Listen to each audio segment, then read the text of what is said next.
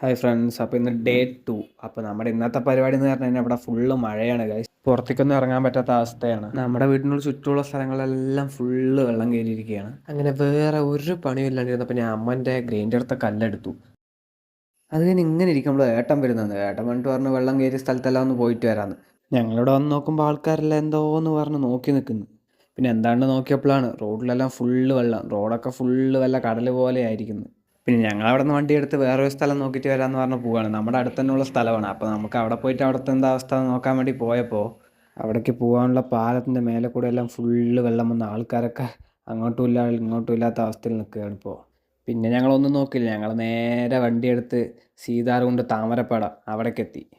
അപ്പോൾ ഇതാണ് നമ്മുടെ താമരപ്പാടം. എത്ര വെയിൽ വന്നാലും എത്ര മഴ വന്നാലും പാലക്കാട്ടിലെ മനോഹരമായ പാടങ്ങളും മലകളും നമുക്ക് വേറെ എവിടെയും കാണാൻ പറ്റില്ല. അപ്പോൾ ഇത്രയേ ഉള്ളൂ ഇന്നത്തെ നമ്മുടെ വീഡിയോ. എല്ലാവർക്കും ഇഷ്ടപ്പെട്ടെന്ന് വിചാരിക്കുന്നു. Okay, by.